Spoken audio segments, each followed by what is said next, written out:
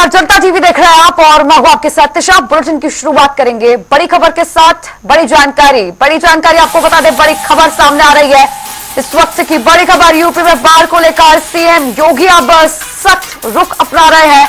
बाढ़ को लेकर सीएम के निर्देश जारी किए गए हैं। सीएम ने निर्देश जारी किए रेस्क्यू के लिए। बाढ़ के लिए एनडीआरएफ की 9 टीम और पीएससी की 23 टीम तैनात की जाएंगी। पहले हुई तैयारियों ने बड़े नुकसान से बचाया है और अब और भी ज्यादा तैयारियां की जाएंगी और इसी को लेकर अब मुख्यमंत्री योगी आदित्यनाथ सख्त रुख अपनाते हुए नजर आ रहे हैं। बाढ़ को लेकर जरूरी दिशा निर्देश जारी किए गए हैं और 12 टीमें एनडीआरएफ की तैनात की जाएंगी, पीएससी की 23 टीमें तैनात की जाएंगी। और साथ ही सीएम योगी का कहना है कि पहले जो बाढ़ को लेकर तैयारियां हुई थी उससे काफी बड़ा नुकसान बचा है। इन तैयारियों ने काफी मदद की है बाढ़ प्रभावित क्षेत्रों में और इसके बाद अब तैयारियों की और भी ज्यादा जरूरत है और कई तरह की तैयारियां की जाएंगी।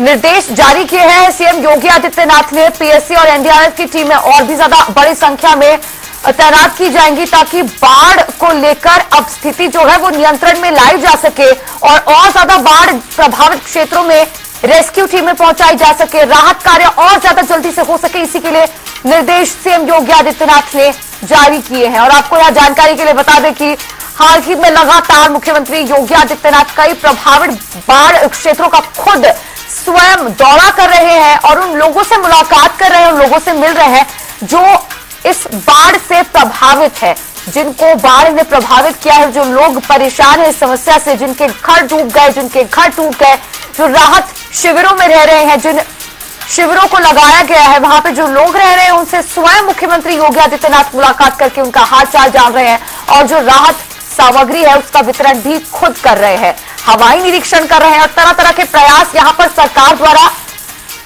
राहत कार्य के लिए किए जा रहे हैं। और इसी क्रम में और एक बड़ी जानकारी सामने आई है जहां पर और भी अब तैयारियों को रफ्तार देने के लिए सीएम योगी ने अब आदेश जारी किए हैं। जो पहले से टीमें तैनात थी वो तैनात रहेंगी और इसी के साथ आगे टीमें तैनात की जाएंगी।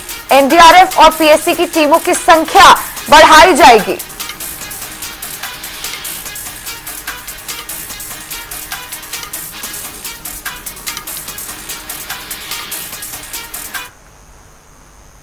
चलिए बुलेटिन में आगे बढ़ते हुए एक और बड़ी जानकारी से आपको रूबरू कराएंगे। लखनऊ से ये बड़ी खबर सामने आई है जहां फर्जीवाड़े से परीक्षा पास करने का मामला सामने आया है। पुलिस भर्ती परीक्षा अभ्यर्थी ने अपनी जगह एक सॉल्वर को बैठा डाला।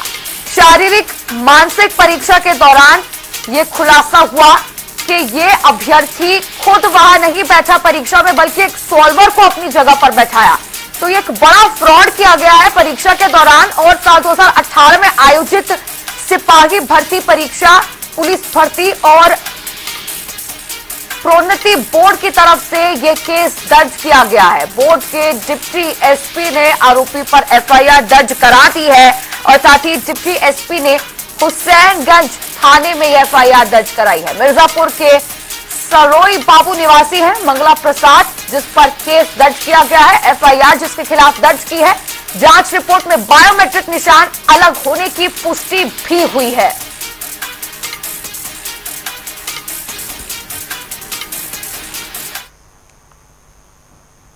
इस वक्त की एक और बड़ी जानकारी राजधानी लखनऊ से, जहां डिजिटल अटेंडेंस का टीचर्स अब विरोध कर रहे हैं। परिषदीय विद्यालयों में टीचर्स प्रदर्शन कर रहे हैं। 3 बजे जिला मुख्यालय पर प्रदर्शन होगा। तो अब एक नई पहल थी कि टैबलेट्स टीचर्स को स्कूल में प्रदान किए जाएंगे, जिससे इन टैबलेट्स के जरिए पूरे दिन किसी भी समय पर टीचर स्टूडेंट्स की अटेंडेंस ले सकेंगे। ये एक नई पहल थी, लेकिन अब इसका विरोध देखने को मिल रहा है। डिजिटल अटेंडेंस का टीचर्स विरोध कर रहे हैं और परिषदीय विद्यालयों में टीचर्स प्रदर्शन करेंगे। सभी अध्यापक इसका प्रदर्शन करते हुए आज 3 बजे जिला मुख्यालय में नजर आने वाले हैं। टैब जो प्रदान किया गया है टीचर्स को, उसके जरिए उनको निर्देशित किया गया है कि अब वो अटेंडेंस ले स्टूडेंट्स की, ना कि लिखकर रजिस्टर में, बल्कि टैब के जरिए डिजिटल अटेंडेंस ले। लेकिन ये फैसला अब टीचर्स को सुहाया नहीं। टीचर्स को ये जो फैसला, ये जो नई पहल थी, शायद कुछ समझ नहीं आई, जिसके बाद अब टीचर्स का विरोध प्रदर्शन देखने को मिलेगा इसी पूरे मुद्दे पर। डिजिटल अटेंडेंस का टीचर्स विरोध करेंगे और आज 3 बजे परिषदीय विद्यालयों के जो टीचर्स हैं वो विरोध प्रदर्शन करते नजर आएंगे जिला मुख्यालय पर।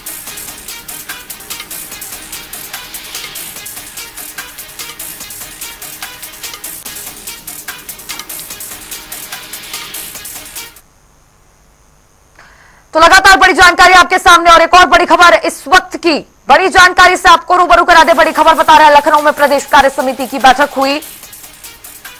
सीएम योगी भी इस बैठक में मौजूद रहे। भारतीय जनता पार्टी कार्य समिति की बड़ी बैठक, हार के कारणों पर यहां पर मंथन हुआ और 2027 के विधानसभा चुनाव पर भी अब बीजेपी का पूरा फोकस बनता नजर आ रहा है लखनऊ में। इसी को लेकर प्रदेश कार्य समिति की बड़ी बैठक, सीएम योगी आदित्यनाथ स्वयं इस बैठक में मौजूद और 2 बड़े एजेंडे इस बैठक के रहे। हार के कारण लोकसभा चुनाव बीते और लोकसभा चुनाव में उत्तर प्रदेश में भारतीय जनता पार्टी को बड़ी यहां पर उदासीनता देखने को मिली लोगों की तरफ से। जनता ने जो जनादेश दिया उत्तर प्रदेश में बीजेपी को, उससे बड़ा झटका निश्चित तौर पर भारतीय जनता पार्टी को उत्तर प्रदेश में लगा है और अधिकतर सीटों पर हार का सामना उत्तर प्रदेश में बीजेपी को करना पड़ा, जिसके बाद अब मंथन लगातार भारतीय जनता पार्टी में जारी है और कई बैठकें इससे पहले भी हो चुकी है। बीते दिन जो कार्य समिति की बैठक हुई उससे पहले और भी कई बैठकें हो चुकी है जिसपे हार के कारणों पर मंथन हुआ, समीक्षा हुई, सीटवार लोकसभा सीटवार समीक्षा हुई और इसी कड़ी में एक बार फिर से एक बड़ी बैठक कार्य समिति की, प्रदेश कार्य समिति की बैठक हुई और जिसमें एजेंडा यही रहा कि लोकसभा चुनाव में जो रिजल्ट रहा जो भारतीय जनता पार्टी के पक्ष में कहीं ना कहीं नहीं था, इसी के हार के कारणों की समीक्षा इस बैठक में हुई। साथ ही एक और बड़ा एजेंडा इस बैठक का आगामी 2027 का विधानसभा चुनाव। अब लोकसभा चुनाव तो बीत चुका है, आगे जो विधानसभा चुनाव आ रहा है उसमें इस तरह की गलतियां ना हो, ऐसे ही कारण हार के बनते हुए ना नजर आए, इसीलिए इस पर बातचीत इस बैठक में, प्रदेश कार्य समिति की बैठक।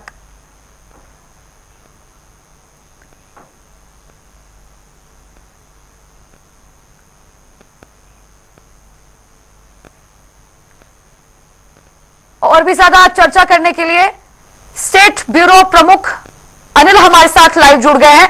अनिल, बड़ी बैठक हुई प्रदेश कार्य समिति की, भारतीय जनता पार्टी की, 2 एजेंडे रहे, आगे आने वाले विधानसभा चुनाव और पिछले लोकसभा चुनाव की समीक्षा। क्या कुछ निकलकर बैठक में सामने आया और ये कितनी बैठक महत्वपूर्ण मानी गई?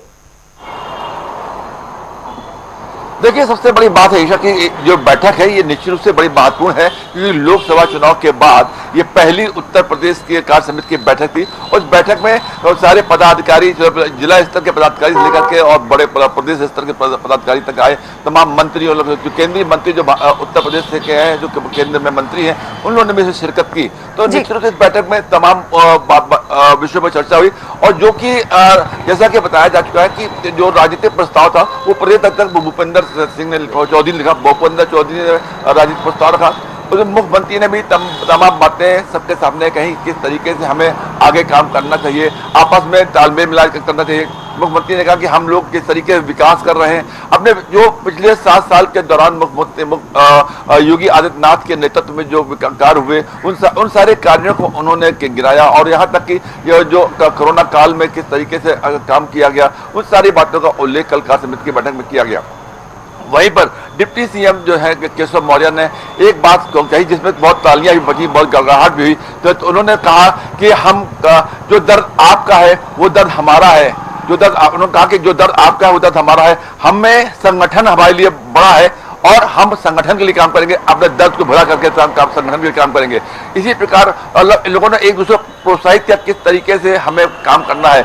एक बात और आती है कि इस पूरे इसमें निकल करके जो जितने नेता थे, अधिकांश नेताओं ने अपनी पार्टी और अपने कामों के अलावा दूसरे पार्टी के संगठनों पर, दूसरे कार्यकर्ताओं पर और दूसरे पार्टी के कार्यकर्ताओं पर या उनके मूवमेंट पर चर्चा ज्यादा हुई। अपने विषय में चर्चा करने के बजाय कांग्रेस पे, समाजवादी पार्टी पे या उनके सहयोगी दलों पर चर्चा ज्यादा हुई कि उन लोग क्या कर रहे हैं, क्या नहीं कर रहे हैं, कांग्रेस कैसे चल रही है, कांग्रेस बैसाखियों में चल रही है। तो ऐसी चर्चा, जबकि ये हालांकि काफी चर्चा का विषय बना कि लोगों को अपने संगठन के बारे में बात करनी चाहिए, दूसरे के बारे में नहीं करके, लेकिन ये पार्टी का अंदर का इशू था। तो एक बात और आती है कि जो उपचुनाव होने उत्तर प्रदेश में जल्दी होने वाले विधानसभा के, उन उपचुनाव को कैसे जीता जाए। मुख्यमंत्री ने दावा किया कि हम सारे चुनाव, जितने भी उपचुनाव होंगे सब में जीतेंगे और 2027 भी जीतेंगे। यानी कि उपचुनाव से लेकर के 2027 तक के एजेंडे पे बात की गई और एक एक कार्यकर्ताओं को बताया गया कि आप किस तरीके से क्षेत्र में जाएंगे और क्षेत्र में जाने के बाद उत्तर प्रदेश की जो सरकार कर रही है, केंद्र में जो सरकार कर रही है और अलगाववाद की जो बातें आती हैं या कट्टरपंथी की बातें आती हैं, उनको कैसे प्रस्तुत करेंगे, ये सारी बातें रखी गई। राम मंदिर मुद्दा भी बैठक में आया कि किस तरीके से हम लोगों ने राम मंदिर को बनाया गया और एक आस्था का इशू है, वो आस्था के मुद्दे को भी आगे ले चलना होगा। जी बिल्कुल अनिल जी, यहाँ पर जैसा आपने बताया कि मुख्यमंत्री योगी आदित्यनाथ ने कई बातें कही, आस्था के मुद्दे को उठाया, राम मंदिर बनाया, उसकी चर्चा की, लेकिन लोकसभा चुनाव में हमने देखा लोकसभा चुनाव से पहले बहुत ही ये मुद्दा भुनाया भारतीय जनता पार्टी ने जनता के बीच कि राम मंदिर बना है और हमने ये भी देखा कि बड़े बड़े दिग्गज नेता जो है वो चुनाव प्रचार प्रसार के दौरान राम मंदिर का फोटो लेकर पहुंच रहे थे, लेकिन असर तो इसका देखने को नहीं मिला। देखिए, सबसे बड़ी बात है कि देखिए जो लोकसभा चुनाव है, अगर हम 2019 की बात करते हैं, 2019 में भारतीय जनता पार्टी के पास 64 संसद थे उत्तर प्रदेश से और इस चुनाव में 2024 में इनकी संख्या 33 रह गई। तो ऐसी स्थिति में बहुत ज्यादा लंबी गिरावट आई।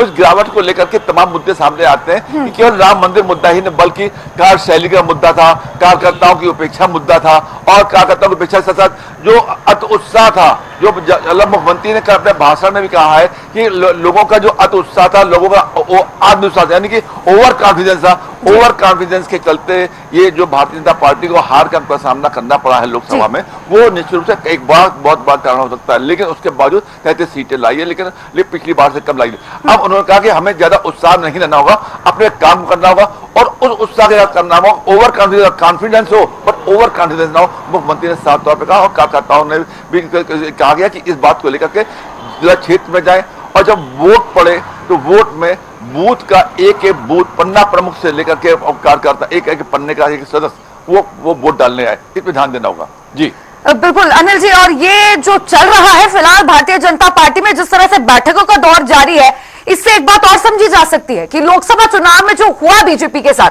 उससे सबक, बहुत बड़ा सबक बीजेपी ने यहां पर लिया है। क्योंकि 2027 का जो विधानसभा चुनाव है, अभी तो काफी समय है, लगभग 2.5 साल का समय बाकी है और ऐसा कहा जाता है कि बीजेपी में एक चुनाव खत्म होता तो दूसरे चुनाव की तैयारियां शुरू हो जाती है।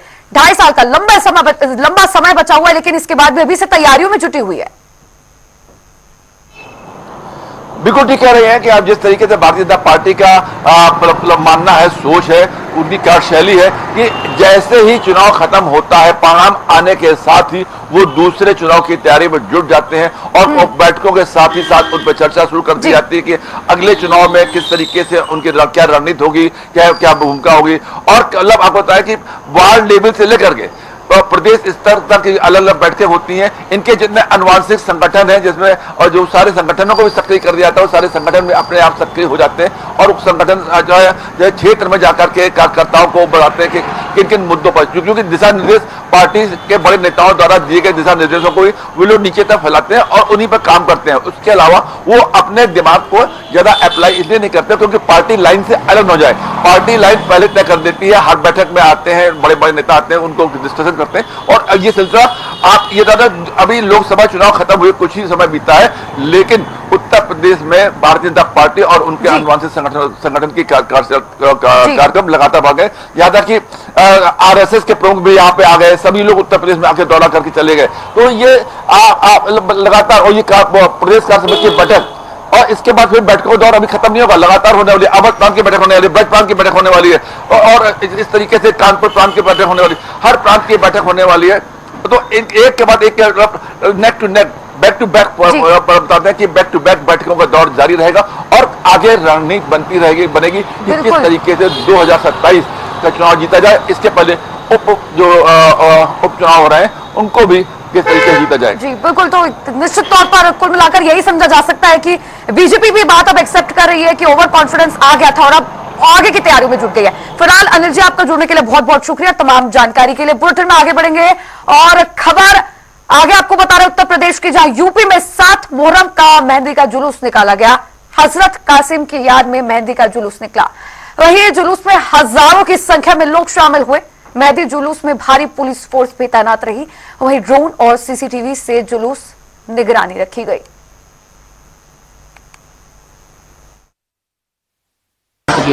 ये मुहर्रम का महीना चल रहा है और आज 7वीं है और इस अवसर पे मेहंदी का जुलूस कोतवाली नगर थाना क्षेत्र में मकबरा से लेके राठ हवेली तक जाता है।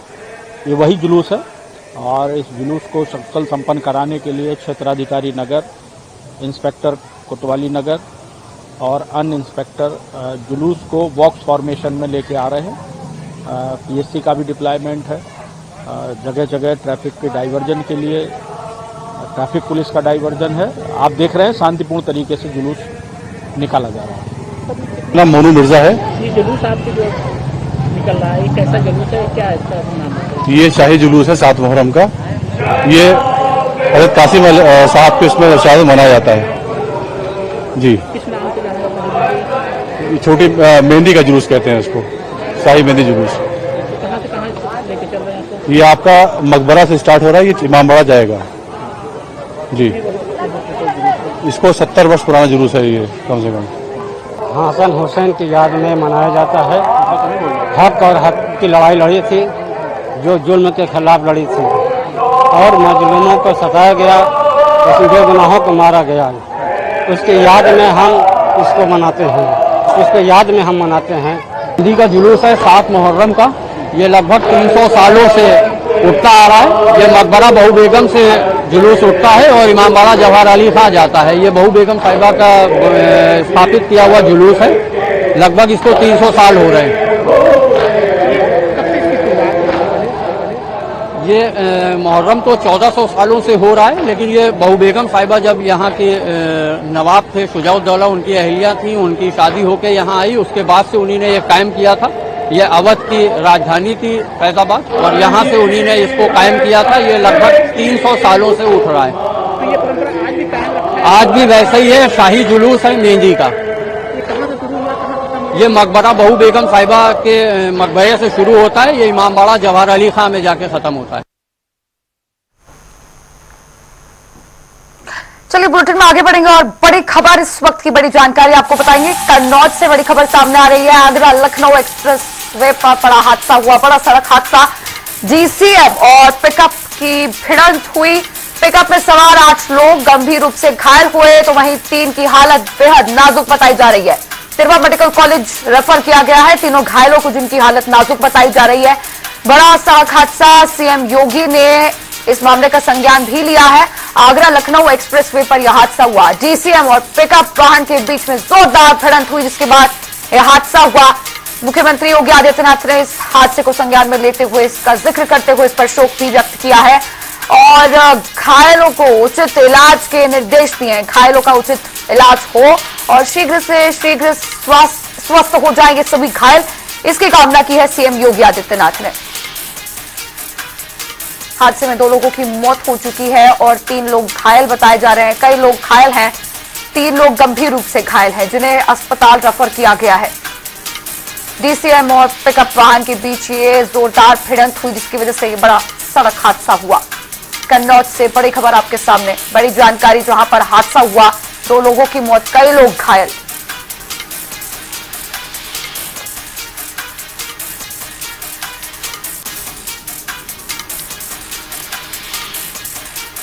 जगदीश सिंह हमारे संवाददाता कन्नौज से जुड़ गए हैं। जगदीश, बड़ा सड़क हादसा हुआ है डीसीएम और एक वाहन के बीच में, क्या है ये पूरा मामला, किस तरह से ये हादसा हुआ, पूरी जानकारी दें। ये लखनऊ से आगरा एक डीसीएम गाड़ी जा रही थी और उधर से दिल्ली से सीवान बिहार के लिए गाड़ी जा रही थी, एक छोटी सी गाड़ी, जिसमें उसमें 10 लोग सवार थे और ये गाड़ी लखनऊ जो आगरा जा रही है रॉन्ग साइड पलटी थी, तो दिल्ली वाली जो गाड़ी उसी में टकराने से 2 लोगों की मौत हो गई। 8 लोग घायल हैं, 1 लोगों की नाजुक स्थिति बनी हुई। इस तरीके सड़क हादसा हुआ है कन्नौज एक्सप्रेस 150 पर। चलिए, शुक्रिया जगदीश जुड़ने के लिए और अपडेट इस खबर पर हमसे साझा करने के लिए। लखीमपुर खीरी में बहन के शव को कंधे पर ले जाने के मामले में सियासत अब गरमाती नजर आ रही है। वहीं प्रदेश कांग्रेस अध्यक्ष अजय राय पीड़ित परिवार से मिलने के लिए लखीमपुर पहुंचे और न सिर्फ उनको संबल दिया, साथ ही कांग्रेस पार्टी की ओर से 50,000 रुपए की सहायता भी दी। वहीं इस मौके पर अजय राय ने प्रदेश सरकार पर जमकर हमला भी बोला।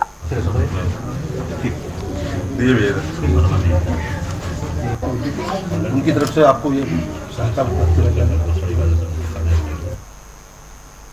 और पूरे क्षेत्र ये कटान से पीड़ित ये लखीमपुर खीरी का वीडियो जो एलनगंज ये गांव है, यहाँ के सरोज कुमार ने अपनी बहन को, बंटी नाम है उसका, शिवानी को लेकर ये हॉस्पिटल से चले और जिसको इनको कोई सुविधा नहीं मिली, न एम्बुलेंस मिली, न प्रशासन की सरकार की तरफ से इनको गाड़ी की व्यवस्था कराई गई और बेचारे अपने कंधे पर अपनी बहन को लेकर आए। मैं इसकी बहादुरी को शाबाशी देने और ऐसे भाई को मैं सैल्यूट करने आया कि जो अपने परिवार, अपने समाज की सेवा करने के लिए आगे बढ़कर काम कर रहा है परिवार के लोगों के लिए। निश्चित तौर से पूरी कांग्रेस पार्टी इनके साथ खड़ी है। मैं प्रदेश अध्यक्ष के रूप में यहाँ आया और मैं देखा स्थिति इतनी हालत ख़राब है, आने के लिए सड़क नहीं है, बिजली नहीं है, मोबाइल का नेटवर्क नहीं है और बिजली मतलब कोई व्यवस्था अस्पताल तक नहीं है। अब यहाँ के लोग कैसे अपना जीवन व्यतीत कर रहे हैं। इस जो बड़ी बड़ी बोलने वाली बात सरकार है, डबल इंजन की सरकार में पूरी व्यवस्थाएं ध्वस्त हो चुकी हैं।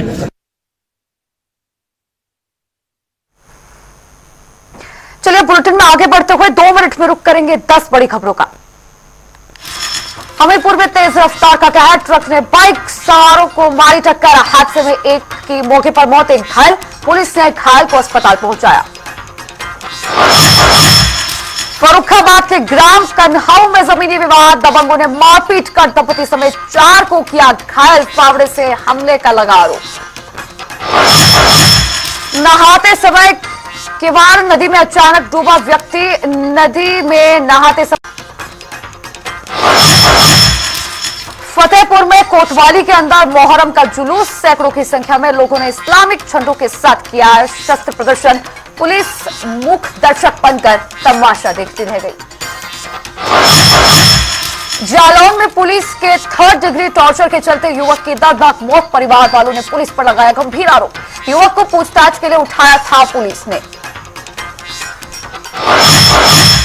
पीलीभीत में आपसी मारपीट में कई लोग घायल, मौके पर पहुंची पुलिस ने सभी को भेजा अस्पताल।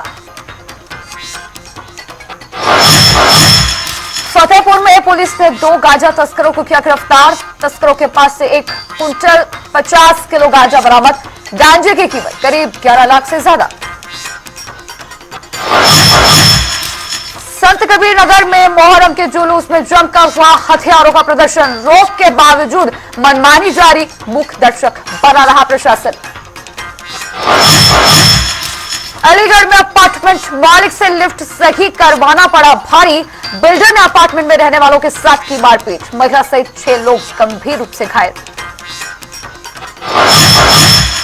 बदायूं में नवागत जिलाधिकारी निधि श्रीवास्तव ने किया पदभार ग्रहण, कलेक्ट्रेट परिसर कोषागार में संभाली कमान, अधिकारियों के साथ बैठक कर विकास और राजस्व कार्य की स्थिति का लिया जायजा।